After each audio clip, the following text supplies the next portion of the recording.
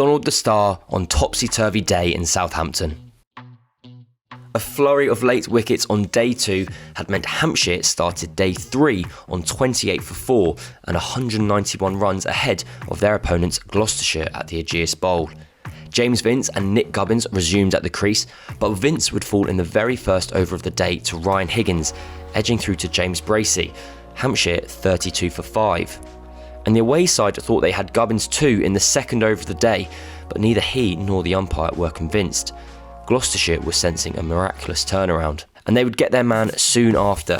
Gubbins edging behind off the bowling of Higgins, Hampshire 45 for 6, with the lead 208. Wicketkeeper Ben Brown arrived at the crease and looked to change the momentum as he raced to 18 of 21 deliveries.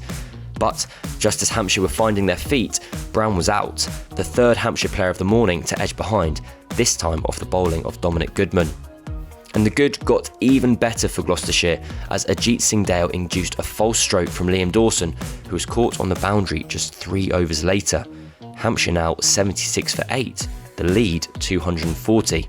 The scene was set for Aniran Donald, who quickly reached 20 in his first professional match since 2019, having missed the entirety of the last 2 seasons through injury. Donald was playing a crucial innings for Hampshire as he took their score past 100 and the lead onto 266. But he was running out of partners, as at the other end Keith Barker chipped to mid-wicket to leave Hampshire 103 for 9 and Gloucestershire just 1 wicket away from batting again. But in fairy tale fashion, Donald would produce a masterclass in his first match in 2.5 years, at one stage hitting 3 consecutive sixes off the bowling of Goodman, a flurry that took him to a half-century of 63 deliveries. And his onslaught continued right up until the lunch break, as the 10th wicket pair brought up a 50 partnership, of which Donald had contributed 40 of just 18 balls. At the break, Hampshire's lead was all the way up to a 324.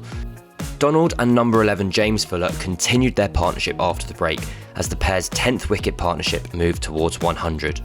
But it would finally come to an end with the score on 204 as Donald's attempted uppercut was caught by Goodman at third man to bring the innings to a close.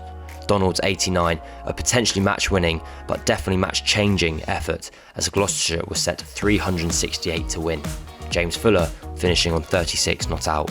George Scott and Marcus Harris opened for Gloucestershire, and they had 13 overs to bat until the tea break, a period they navigated expertly.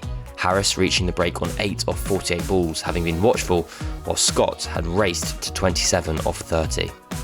But Harris's resistance was ended by Abbas, the Aussie opener helpless as one stayed low to give Hampshire their first wicket.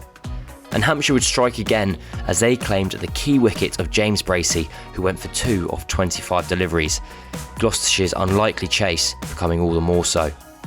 But at the other end, George Scott was giving the West Country side reason for hope, as he went to a fine 50 of 94 balls in his first appearance of the season.